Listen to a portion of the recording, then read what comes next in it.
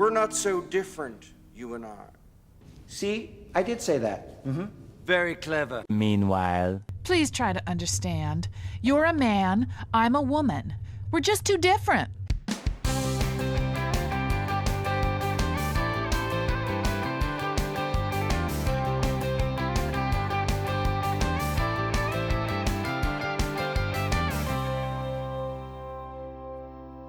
Hi there everyone, I'm Luke Hector and this is the Broken Meeple, a show where I rave and rant about board games, but usually more the latter part if we're honest. On this relatively stormy day in the UK, and probably just before Christmas, this might even be the last video I do before Christmas, we're taking a look at Recall. Now this is the sequel to Revive. It's done by the same people, although the publisher has changed, but in terms of art style and the feel of the game, it is very much still Revive. It's not like they've completely changed how the game looks. And if you want to know, don't kill me for this, I did do a full review for Revive.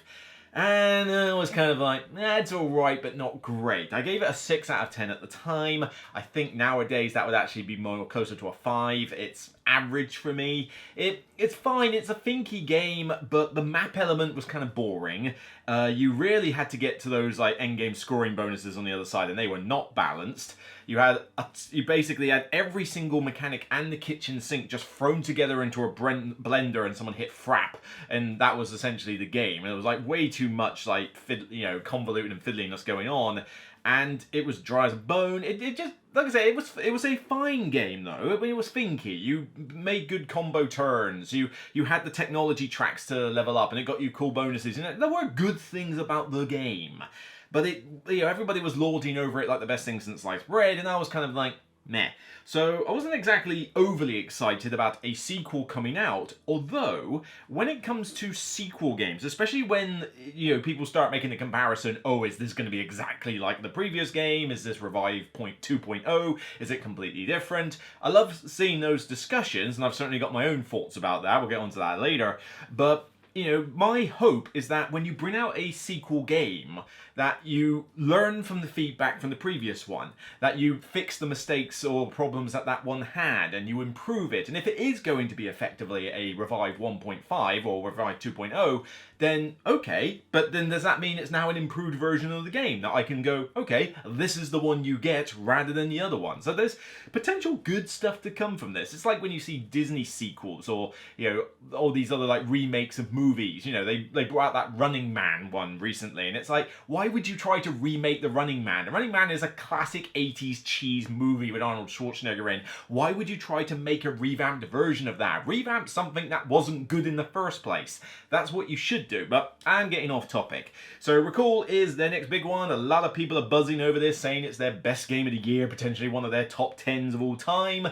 I will take that with a pinch of salt and go into it with my own thoughts and ideas on this subject, but this might take a while, so a big mega review coming up. Let's go into detail. Yes, get on with it! So in Recall, you want the most victory points, go figure, but the way it works is in a similar vein to the predecessor game. You have your own player board with slots that you will insert these keys into. You can get upgraded ones like this, but they will come in basic form to begin with, and the idea is that these keys, if you slot them in, will give you a bonus if they've got any printed on the key, but otherwise you basically have 6 different actions that you can perform, and you slot the key into the board and you will perform said action as it is. And even these actions can be upgraded with future ones down the line as soon as you move up the points track.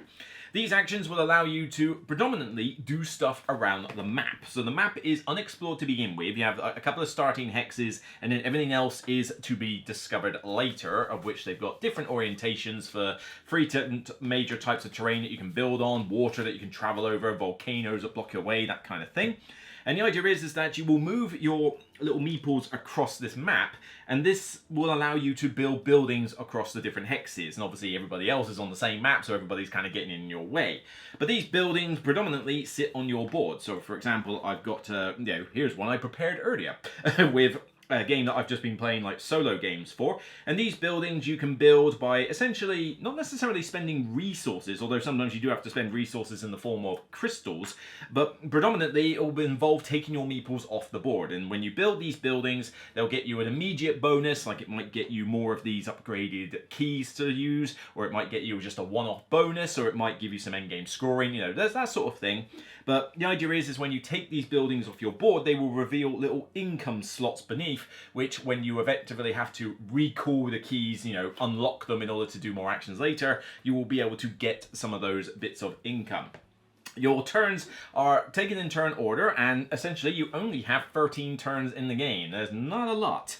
And some of those turns are just going to be recall, which is, funny enough, the name of the game. The recall turn is when, effectively, like the same in a worker placement game, when you recall all your workers. Same sort of thing here, except by the time you've done a few actions, you're going to have essentially a board with a bunch of keys slotted in it. Recall is just simply to take all the keys out. For every one of the keys you take out, you can gain one of the little income slots in red box on your board, and then your next turn will be to do the same thing again. So put the key in, do the action, and so forth. But there's a lot of free actions that you can do, which is predominantly done with the use of these ability stones. So you have your own color that you can obtain from some research tracks on the board, but you also have these other ones that you can uncover from the map itself. These allow you to perform free actions, and you already start with a unique asymmetric power based on the tribe. That's effectively the theme, if you can call it that, this game. But what you potentially end up with is a bunch of these little gadgets. So these gadgets slot into the left-hand side of your board. You can have up to 4 of them, and these have cool bonuses or abilities you can trigger, providing you put an ability stone on the slot. And every time you recall, the ability stones come back, so you can rinse and repeat a lot of these little tools. By collecting a bunch of these gadgets and a bunch of these ability stones, you're effectively able to do more in your turn than you would otherwise be able to just by simply doing an action slot. You have knowledge tracks on the board. You won't be able to see them quite so well here, but you'll see them on the pictures, where basically this is replacing the technology tracks from Revive. So with these knowledge tracks, there are 3 other tribes with their asymmetric powers that will be in the game. They're shuffled from a deck of random ones, and you put them in the game, and they will have their own assortment of gadget tiles. When you reach so far up the knowledge track, you will first reveal who this tribe is, so you know which ability it's going to be in. You will collect a gadget from that tribe, so everybody gets surprised if they get high enough. But also, if you go even further up the knowledge track, you'll be able to access the ability of said tribe. And there's 3 of them, 3 tracks, 3 tribes, potentially 3 more gadgets you can get. You start with 1 of each, so you're effectively getting a tribesman and 4 gadgets to play with in the game. In terms of other things that you can do, you can build next to camps on the board. These will get you the bonus from said camp. There's scoring bonuses if you can reach the very end of the board, you know, based on your position on the knowledge track. But the main other part of scoring is that you will have 6 of these paths of power cards laid out, and they'll be in every game. It's just a case of, you know, they'll be randomly laid out. And the idea is that everybody will score for the top part of the card, but at various stages during the game, based on the game end timer, you will effectively have to choose in batches of 2 which one of these you're going to focus on. So in this case, this one focuses on the knowledge tracks, this one focuses on building monuments. Depending what I'm doing in the game, I'll say, right, I'm going to focus on this one, and by doing so, I also get to score the bit at the bottom. So you're effectively kind of tailoring what you're going to focus on in terms of your victory points, on top of some objectives that you will have to decide between during the game, which is a case of collect what's on there and you get the victory points. And of course, you're getting points during the game for just various things, even just like little bonuses off keys. You know, every little bit helps. Players will carry on for 13 turns, during which they will decide which one of those paths they're going to pick. They will also have to pick one of the 2 objectives they started the game with. But once you get to the 13 turns, that's it. Game ends, total up all the victory points, and 0 wins. I don't get it. So just a basic overview there. There's 1 or 2 other little things, like collecting these cubes off the board that get you more bonuses, level you up the knowledge tracks, etc. But, you know, I don't want to go into minute detail with every mechanic in this game. It's definitely got that feel of Revive, and it's not quite as bad as Revive in terms of its kitchen sink approach. There's enough going on in the game to make it thinky, to give you plenty of options of what to do. But yes, it is definitely a bit more condensed. It feels more streamlined. Not only are the rules a little bit more streamlined, although the rulebook is not perfect, you know, there are some layout issues. They've had to implement a few errata changes in the PDF version and digitally online, but it's not bad. It's not a bad rulebook. It's just maybe a little bit weird in places. But yeah, the game just feels a bit more condensed. Like, they've given you plenty of options, but they haven't given you everything in the kitchen sink, and so it doesn't feel like as much of a mess as the previous one did, which I approve it for, because this game is still a, you know, I would say at least a good medium, if not heavyweight game here. But it, you know, with a lot of choices and a decent amount of depth, but it doesn't go too far. It doesn't like over bloat itself. And they've improved certainly on some of the previous aspects, like the map, for example. You know, you've still got the whole slotting keys in and getting income off your board and things like that. And you've still got effectively the technology track. So a lot of that is still as, you know, as fine as it was before, but the map is a definite improvement. The map in Revive was just, it was boring. You know, you occasionally built on stuff, you went across the board, there wasn't really much interesting on the map, and you really had to get to the other end of the board in order to get those endgame scoring objectives, because they were just like monumentally important. Now it's too perilous. Now granted, there are still some of those on this board here, but they're not as critical as, you know, before. I mean, certainly they're damn good. If you can get there, you certainly might want to, but it's not like, oh, this is the be-all or end-all of the game. There were just some that were ridiculously overpowered before. But the map itself is more interesting because you're all kind of condensed together. In the previous one, you started in the middle and then expanded outwards. Well, this one, you start in a corner and fan out. So you're already kind of in each other's faces. Not the most amount of interaction, we'll get onto that later, but there's still a little bit of jostling for I want that space before you get there.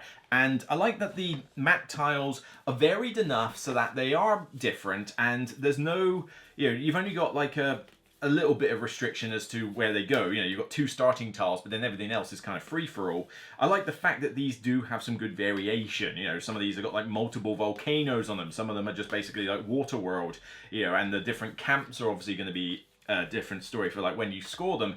And, you know, if it's far away, it's going to be a little bit different if it was right up close to you in the next game.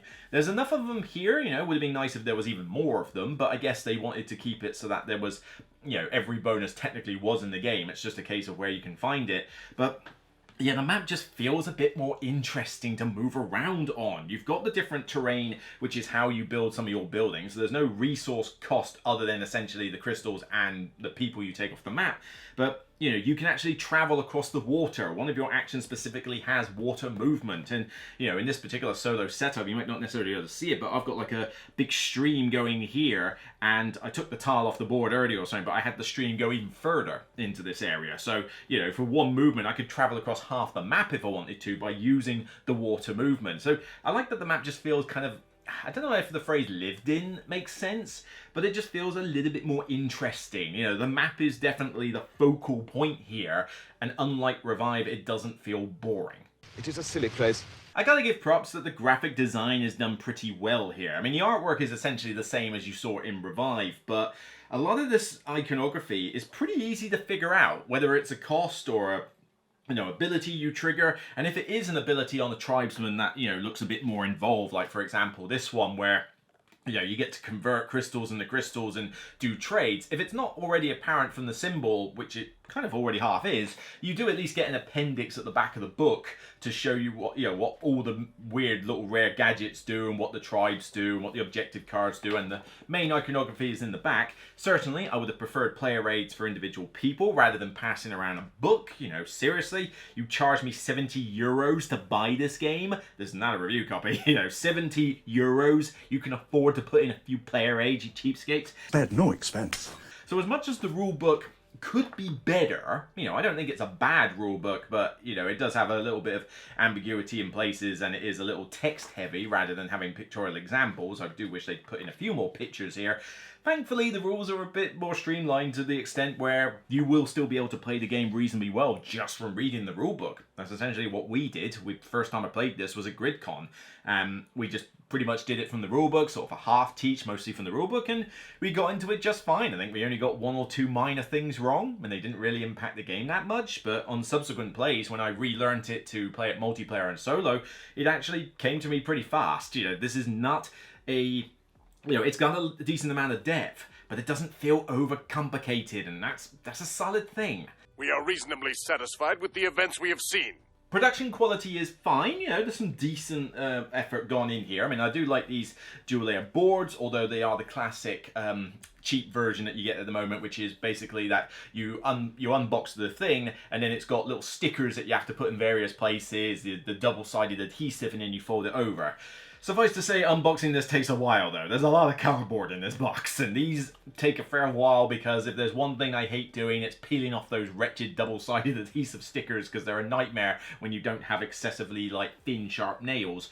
But you know, these are still pretty decent quality. All the, you know, most of the information you need is on said board, but you've got all these different cardboard keys. You've got the different sort of wooden buildings, you've got the little meeples, you've got the big hex tokens for the map, you've got, you know, a bag that you can draw the various things out of. Some people complain, why do you mix and match ability stones and the cubes in the same bag? Honestly, I don't think that's a problem. I mean, when you put your hand in there, you can easily tell which one's which, and at least it means that you don't have too many bags going around the place, so I'm kind of alright for that. But everything else is kind of standard fare. You've got, you know, sort of medium card stock cards, you've got the different gadgets, you've got these little ability stones are quite funky. I mean, it's essentially just plastic, but they look cool and they do the job, and they sit on your tiles quite nicely so they don't slide around all over the place.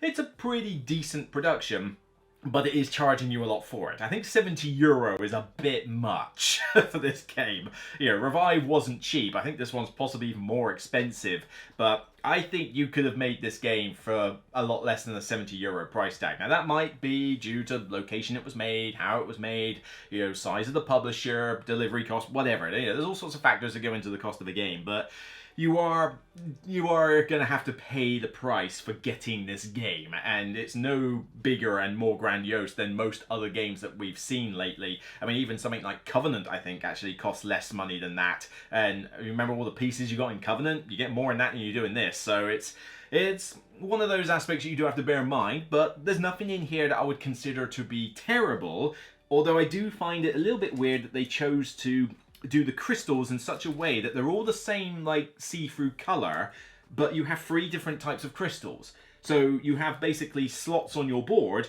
where if you put the crystal in there, it counts as whatever the color of the thing is it's on. Would it have really been that hard to have just simply done as 3 different colors of crystals? I mean, these aren't the most expensive thing in the world. You can get a ton of them on Amazon for really cheap. So it just seems a little bit weird that they sort of cut corners like that and yet still manage to charge €70. Spared no expense. Now, this is an example of a type of game that I've been doing a lot of reviews of lately. I already mentioned Covenant, but the one game where you basically get very few turns, but you have to do as much as you can on those turns. You know, we've seen this done to death lately. I swear it's a trend for 2025. Hopefully it won't continue full on into 2026. But in those other games, they usually end up with the same flaws. And we'll get on to whether this game does the same later on. But one thing that I would say, to this game's credit, that it does do better is, even though you don't have many turns, I still feel like you get to achieve enough in this one. With other games like Covenant and Tobai and stuff like that, I feel like, you know, you don't achieve enough. Or it's very restrictive, it's quite punishing, you know, like if you can't do well on a turn, it feels like such a drain on the amount of time that you have. Well, yes, you can have turns here that don't feel quite as lucrative, you know, it doesn't fully escape that. But even for a game that only gives you about 13 turns, I feel like you do achieve quite a bit, and I think it's because this game is very good at rewarding you piecemeal. You know, like tiny little bonuses. It's the same thing that I gave praise for something like The Gallerist for a Lacerda game. You know, it's one thing to get the dopamine hit for, I did this massive thing on this turn, it was fantastic, but then it really is offset by the idea that you have a turn where literally nothing happens, and it just feels like, that sucked. This one kind of does more what Gallerist did, which is it rewards you with lots of little things. So rather than getting a big reward for something, you get a lot of little rewards. You get lots of little bonuses that are positive, but this reinforces fun. It reinforces, a feeling of satisfaction or fulfillment, because yes, your turn might not necessarily be as lucrative as it could have been, but because you're getting lots of little rewards, it feels better. It's just a good way to play. Because, for example, yes, you've got the action that you do here, and the action here doesn't really do a lot. I mean, you might only get a few extra workers, and granted, a couple of these actions are a bit limiting, but whenever you're doing the develop actions and the move and the reveal ones, you do tend to trigger a reasonable amount on your turn. You reveal the map, you see what's around. If you move around and get these cubes, this is an automatic thing, so you don't need a separate turn in order to get them. But a lot of the little bonuses that you get comes from these gadgets, because you can end up with quite a lot of these ability stones if you play the game right. I mean, if you don't collect a bunch of these, you are really limiting yourself, but and you can get some from the knowledge tracks as well, so you don't have to get them off the board, but I recommend that you do. But when you've got a bunch of these little gadgets with a bunch of these little abilities on them, you can actually have occasions where it's like, right, I do this particular action, I move here, now I'm going to build this building, right, that allows me to build, that building down there, which, gets me this little extra bit, but now, right, I'm going to put this ability stone on, let's see, I've got these 3 ones here, so I'm going to put one on here. So I built next to a camp, that levels me up the knowledge track. Cool, right, that now lets me have a gadget from this one. Okay, well, let's have this gadget, it looks pretty sweet. This one's got 4 different slots on this particular tool, so I'm going to put that one there and have a crystal. Good. Still got a spare one. I could do with 2 meeples. Right, let's put 2 meeples on the board there. That's great. I'll save some of the stones for later, but actually maybe I'll use 1 more, and we'll just get ourselves an extra Meeple from here, so that's pretty good. You can see what I'm getting at. This game's very good at rewarding you in lots of little bits, and it just feels more fun to have that. Individually, they're not like big, massive bumper turns, but your turn is filled with a lot of frequent positive reinforcement. If you do badly at this game, you can end up in a situation where you just don't seem to get anything. And there are certainly some negatives on that, we'll get onto that soon, but for the most part, if you play this reasonably competently, you still feel like you're doing enough in the short time frame, and a lot of these games don't give you that feeling. I award you no points, and may God have mercy on your soul. The variety is pretty good as well. You have a bunch of these different tribes, I mean, you only select 3 for the main part of the knowledge track, but those could actually be player powers as well. Everybody will get to choose from a sort of boomerang draft as to which one of these they want, and it will combine with a different gadget each time, so you don't always end up with the same tribesman and the same gadget to go with it. But even just having the ones that are available to everyone, you're not necessarily going to level up very well on all 3 knowledge tracks, so you won't necessarily be able to access all the tribes in the game, but you might focus really hard on one particular tribe, and you don't even know what the tribe is until somebody gets to a certain level on the knowledge track. You can play a variant where you do know in advance if you really want to make it strategic, but I quite like having the exploratory feel. I mean, this game doesn't really have a theme; it's pasted on like all get out. But it's nice just to have a little bit of a little unknown factor coming up. But when you combine a lot of these different tribes together and all the different gadgets, you do end up with a decent amount of combinations in the game. And these powers don't feel quite as ridiculously complicated or in terms of their asymmetry as they did in Revive. When you had your different player boards and all the different asymmetry in that game, man, it got kind of ridiculous as to the level of different things that they have. This one is just kept a bit more simplistic. It gives you a special power and it gives you another ability stone thing. That's essentially what it does. Not too complicated, but enough to make you go, I can figure out what to do with this tribe. Okay, yeah, I mean, this one, the Norther here, I mean, this ability lets you get more rewards on camps. Well, in the last game I played, I barely used that ability, but having a free movement on demand with an ability stone is nothing to be sneezed at. So, it does give you a decent amount out of the box. Now, the scoring doesn't change. Those 6 paths, the path cards I mentioned, these are in every single game, although you do get slight variations into how they work on the A and B side. But yeah, it's the same sort of stuff is going to score each game. It's just a case of what you might focus on. So, there's not like ridiculous amounts of variety here, but there's plenty enough for a game of this size. It didn't need to bloat itself with the ridiculous amounts. If they add more in the future, great, but honestly, there's enough in the box to keep you busy for a fair while. But you wanted more? So on to the negatives. We'll get on to the main ones a bit later, but I do want to address one thing. People are obviously asking, is this like Revive? Is it Revive 2.0, 1.5? And there's a lot of people who claim that this is fundamentally different from the other game. Like, this is totally different from Revive in every way. Cue the meme. But your weak link is, this is Earth. Yeah, seriously, what planet are you on, people? This game is definitely, basically, Revive 1.5 or 2.0, I would accept. A 2.0 of Revive. The game not only looks pretty much like Revive does, but a lot of the mechanics are still essentially similar to what they did before. They just tweaked them and made them streamlined or improved them in such a way. I mean, let's just go through the list here. Actions that you slot into a board that give you a little bonus when you do it? Check. Map that you explore by revealing tiles as you go along? Check. 3 separate tracks that you can progress up, which give you little bonuses as you do so? Check. Significant scoring bonuses on the end of the map that you can reach by exploring? Check. Lots of little freebie bonus actions that you can trigger on demand? Check. Asymmetric player powers? Check. Placing buildings on the map to improve your income stream? Check. Plans for a super weapon given to a droid that has to be taken to the Resistance in order to destroy a giant ball in space? Check, check, check.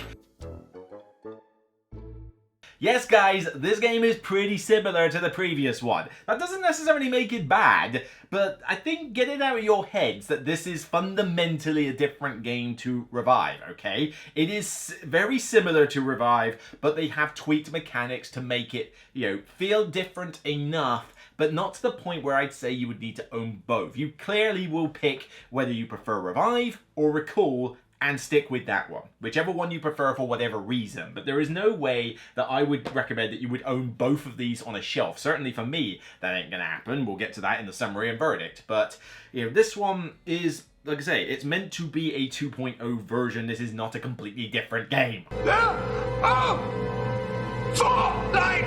I mentioned with the whole 13 turns thing that you do sort of get to, achieve a bit more in this game, but there is a caveat with that. 13 turns, you're not doing actions on all 13 of those turns. So in essence, really, you're only getting about 10 or so turns because of the recall turn, which honestly feels a little bit naff, like a null turn. When you do the recall turn, which you're going to need to do every now and again in the game anyway, you basically just take your keys back, and then you get to trigger, and this is the baffling bit here, right? You get your ability stones back and you take your keys back. Now, normally when you play a Euro game, you get all the income from all the buildings that you built. Sweet, yeah, I built a very good infrastructure, therefore I get a lot of income. Oh, my dear doctor, you have been naive. This game decides it wants to do things a bit differently by saying that you only get to trigger one of these little red squares for every key that you take back. Right. You're probably only taking back anywhere between 2 to 5 keys max when you do this, and 5 still requires you to go pretty heavy into the key front. So you're probably only taking back 3 to 4 keys. That means out of all these red boxes that you could possibly do, and you get given 3 at the start as well, you're only taking like about 3 boxes, 4 boxes max worth of income. Sometimes only 2. That just feels really weird. That's like the one restrictive element in this game compared to everything else that doesn't feel that restrictive. But I don't like that system at all. If I've built all these buildings, I should be rewarded for doing that. But instead, I'm given like a restriction, saying that, oh, well, because you didn't go for these keys, you're not going to get lots of income. So the recall turn can literally just feel like, meh, nothing much happens. And if you don't collect a bunch of these keys, then you're going to be recalling every third term. If you don't collect any keys at all, and you just stick with your 2 starter ones, which you can legitimately do. I mean, the game is definitely pigeonholing you into getting keys, but you could feasibly just play with just 2 keys, and if you're playing against novices, actually potentially win or do well with that. But that means you're recalling every third turn. So in a game with only 13 turns, I'm basically going action, action, recall. Action, action, recall. Action, action, recall. Action, action, recall. I've recalled about 4 times in this game. In a game that's only got 13 turns in it. That's taken off a decent chunk of my game by literally just going yoink, yoink. I'll take a people, I'll take a crystal, my turn is done.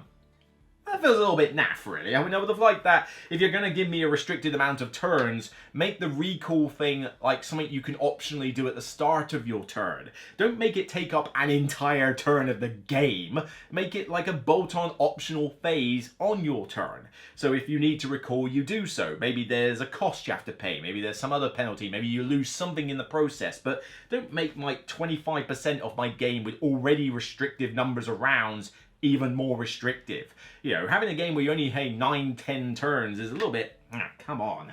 And I just don't get the reasoning. There's no thematic reason for that. It's just an arbitrary restriction that they've shoved in. In bird culture, this is considered a dick move. And it definitely, as a result, wants you to start getting these keys. I mean, if you try to play the game with barely any of these keys, your game isn't as fun anyway, because you're not triggering a lot of bonuses and you're having to recall so often, but you just watch everybody else have much longer turns because you're not getting these, and it's a bit annoying that that means that the game is pigeonholing you into getting them. There's only so many ways you can get keys. You either have to build the workshops off the middle of your column, or you have to get very specific bonuses as and when they may or may not appear. But, you know, what if I decide I don't want to build these this game? What if I decide I want to focus on vaults, because I've got the objective that focuses on vaults? Well, that's great, but if you do that, you're not going to be able to get any decent keys, because you need to build those in order to get the keys. Oh, that sucks. You know, but okay, if I've got an objective or something that wants me to build those, then fantastic. If I've got an objective that says go get a bunch of keys like this one or something, then I'm in the zone. I can build those, have a ton of actions, and still get rewarded for it. But you know, it's forcing you to go down that route and get at least several of those keys. Like, you want to be getting at least 2 or 3 of these every game. Now, whether you get the lower level or the medium level or the high level ones is entirely up to you. You can upgrade them as the game goes on, but yeah, sticking with just your starter 2 is not only a hindrance in your ability to do well, but it's also a hindrance in your ability to enjoy the game as much as you could. Well, that's a lot less hot. The level of interaction in this game is pretty minor as well. I mean, you don't block each other on the knowledge tracks, you don't block each other for the endgame scoring path objectives, you know, you share those. Everything you do on your board is entirely your thing, with your gadgets and your tribe, and everybody can access the tribes over here, so, you know, it doesn't matter if somebody is higher than you on the track. If you've reached a certain threshold, you can also access their abilities, so happy days. The only bit of interaction in this game is the map. And it's better than it was in the original Revive, but still, there's not a lot. You know, it's just literally a case of vying for space. And at least because they do the fan-out thing, you are more in each other's faces in terms of space, but you could have 2 people fan off in one direction, you can have 2 people fan off in the other direction, and they may never see each other for the rest of the game. And even then, if people are going for different things, it may not matter what they do. It's like, you took the cube off that space. That's fine, I'm not going for cubes. I'm going to build vaults on these things. So as long as you give me the vault spaces, which I can see you're not that fussed about, then fine, you know. And, you know, people will have different volumes of how much movement they can do, so you can usually keep out of each other's way fine. But also the game doesn't scale very well in that aspect, because when you play this with different player counts, it doesn't matter because the board doesn't change. You still use the same amount of tiles. The only difference is that players 1 and 2 start over here in this part, players 3 and 4 start over there. But for player 3 in a 3-player game, that's like Christmas, because 2 of you are kind of jostling each other here, but the 3rd person gets to go off on their own and do what they like. It's like, oh sweet, that's fantastic, yeah, I want to be player free, thank you. But that's all the interaction you get. So adding more players doesn't really add a ton of extra fun to the game. In fact, it doesn't. If anything, I would say it's diminishing returns, because adding more players, is also going to increase the time length. The time length for this game, as they put on the box, 90 minutes. That's doable if you're playing this with solo or 2 players, but if you're playing this with 3 or 4, probably more looking at the 2-hour mark, sort of close to the 2.5 hours if you're like, you know, got some slow people, or if you're doing a teach for the first game, because some turns can take a while to go through all their actions. They even give you tracker cubes in order to help with some of those, but you know, the downtime is longer. You still get the same number of rounds, but you got to wait forever for it to get back round to your turn, and so adding more players doesn't really add any extra fun. If anything, I think it slightly subtracts. We'll get onto the solo mode a bit later, but yeah, this is definitely a game that I feel it's hard to tell which player count is best for it out of 2, 3, and 4, because much as the meme suggests, No matter what the tactic, they all have a flaw. these tribe abilities, it's a cool idea. The idea that you have 1 for yourself and 3 that are publicly available. I think that works better than the asymmetric powers in the previous game. However, I'm not convinced they're balanced. Some of these are definitely more useful than others. There can be some with a perpetual ability that is far better than others. I mean, being able to just move for a free ability is pretty handy. Getting a develop action as a freebie ability is insane. I mean, the amount of times you are crying for more develop actions in this game, and being able to have one on demand is really good. But there are some here that are just really situational ones. I mean, there's one that I used in good effect one time, which was the ability to move on volcanoes. Well, that's fine if you come across volcanoes on your route. But then you've got ones here like the entering or something. I think I had that as a personal power in one game, and it's weird. It requires you to build islands on these waters, island hexes, and basically when you build them, they function like forests, and you get a little reward based on what other players have built next to them. Now, in a 2-player game, this ability might as well be useless, unless you're really going to tag with the other player, and even then that's going to cause its own fair share of problems. But in a 4-player game, there's no telling where the others will build, and it's highly situational. You might have a space where you can get all 3 bonuses on here. Well, happy days, but a competent player will probably know this and not build in such a way. But then even then, that relies on everybody building around the same convenient water hex that you are near, and it requires you to plan ahead, and it's not even that big a reward for it. But compared to the ability to, eject a key as a normal, I mean, yeah, being able to eject a key on demand is insane, because it means you're doing less recall turns. That is a really powerful thing. And having an extra develop action and being able to upgrade at a moment's notice.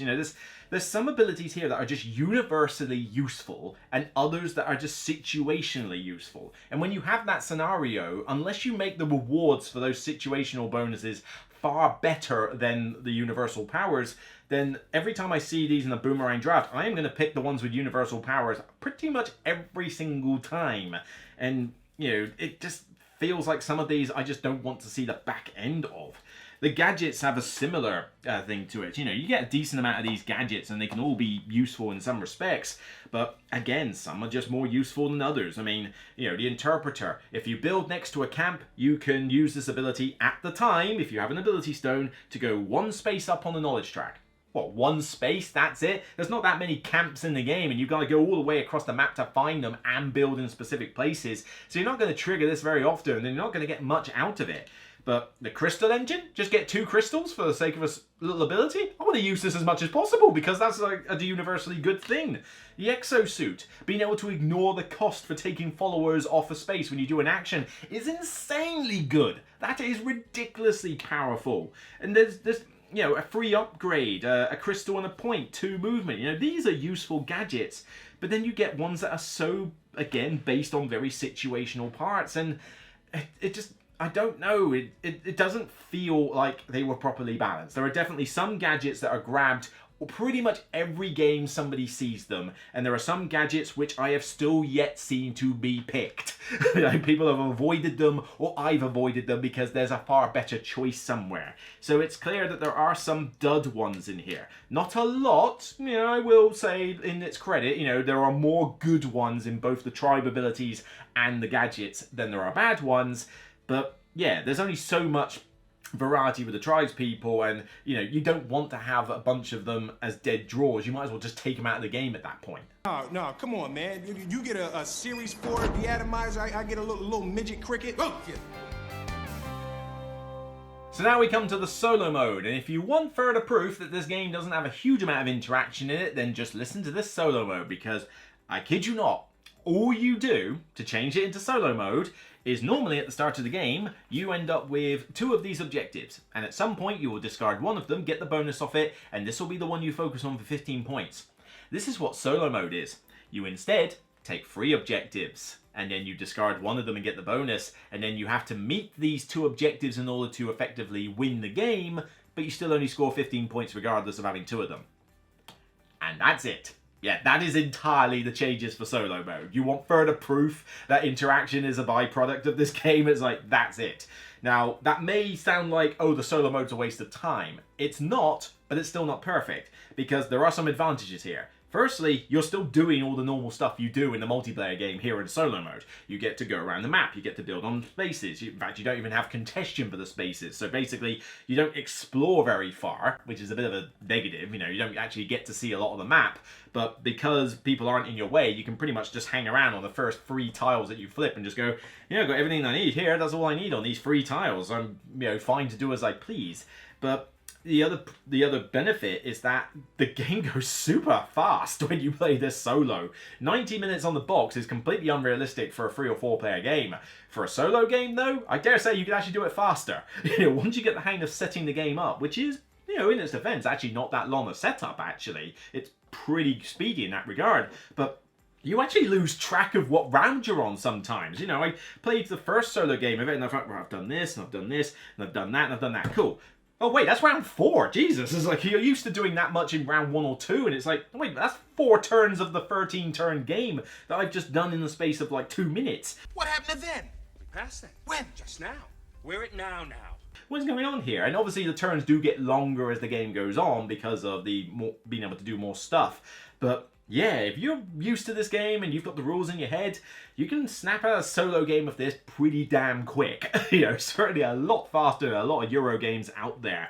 And because you are doing all the stuff you do in a multiplayer game, if you enjoy all the customizable action slots and the different knowledge tracks and utilizing the tribe abilities and stuff, you're gonna get a kick out of the solo mode. And honestly, it's definitely, probably, I'd say, overall my favorite way to play, although I do quite like playing it with, you know, 2-player, you know, at the very far end 3-player. 4-player is too many. I don't think 4-player is worth it. But, you know, having extra players there to occasionally get in your way, or just, I don't know, just to vary up the speed in which the tribesmen get revealed would already be a plus. Or just to see more of the map. Because by yourself, you're not going to be able to utilize all 3 tribe abilities. It's just not going to happen unless you focus so hard on the knowledge tracks.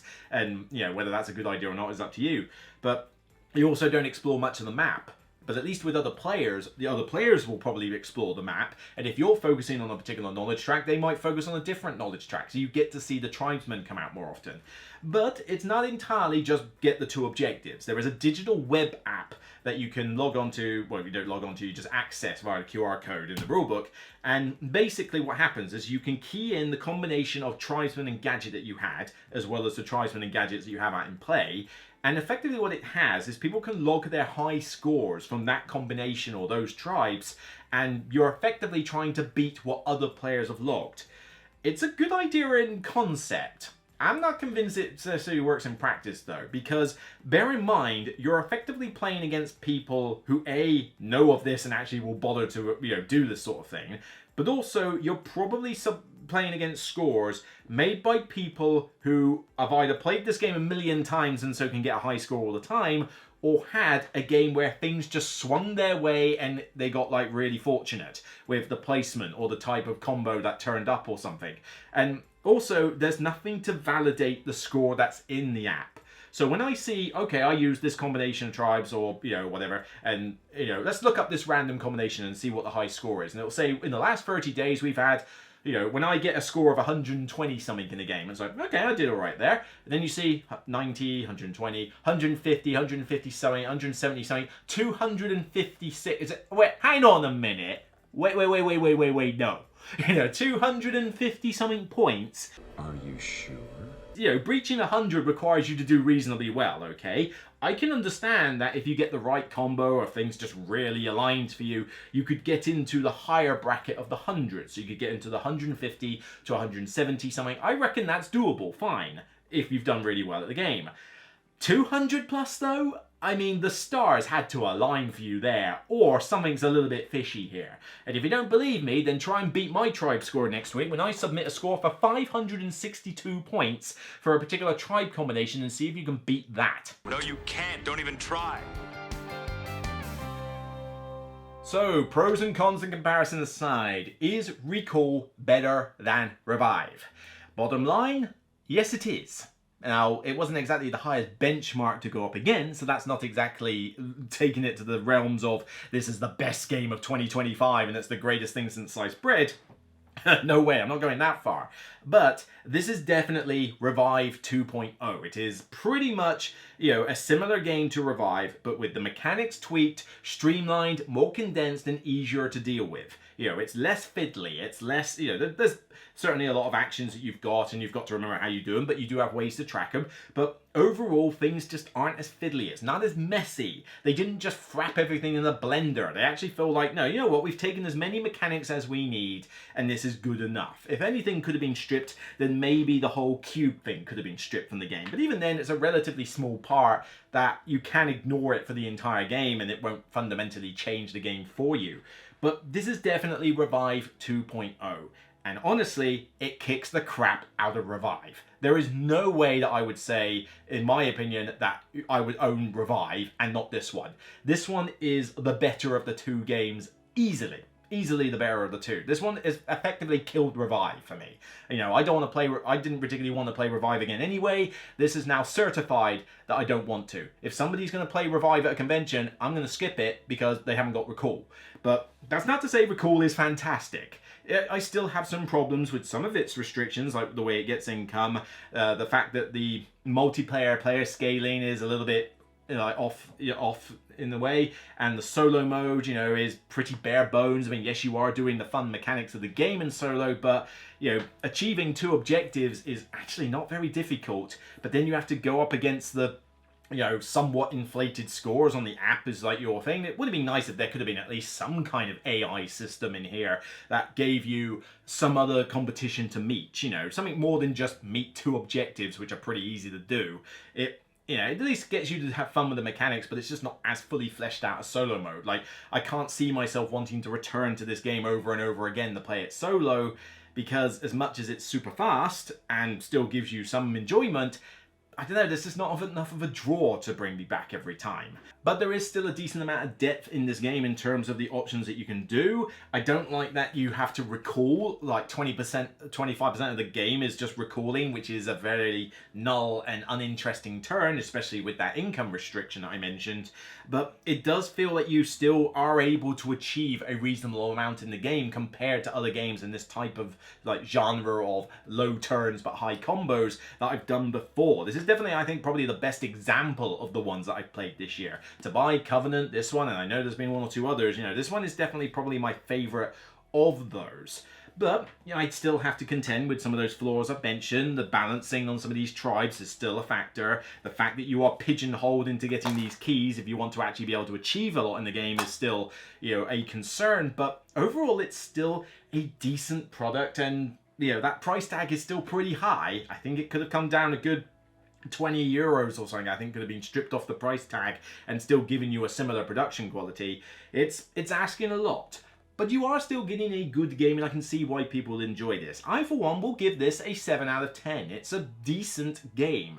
It's good, and I can actually recommend it. It's given me some enjoyment, and it has definitely fixed a lot of the problems I had with the previous Revive. So I've enjoyed my time with it. I don't know if it's one I'd want to keep per se, but I would certainly be up for playing it if it turned up at a convention or if somebody else had it. It's just, I don't know if it's enough of a keeper for me, but it's definitely probably the best example of this type of game I've seen all year, and I can see why it's getting the plays. But best of the year, best of top 10 of all time, best of 2025, I ain't seeing that, guys. I don't know where you're getting that from, especially the whole thing that this is fundamentally different from Revive. I'm really not getting that argument, but I'm sure we can disagree on that for a while. But 7 out of 10. It's good. I can give it a seal. What would you want?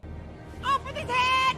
So that's it for me on this episode of The Broken Meeple. If you like what you see, then please thumb it up on YouTube and thumb it up on Board Game Geek when it goes live on the page. Check out the rest of my reviews. There's been a ton of reviews I have done to get Essen content done, and there's still more to come in January because I'm not going to do my top 10 of 2025 until January. We're going to wait until then. But if this is the last video I put out before the Christmas holidays, then Merry Christmas and have a good New Year. And, just enjoy playing whatever games you fancy. So take care, and remember, regardless if you want to spend 25% of your game recalling all your stuff back, it's still only a game. So bye for now.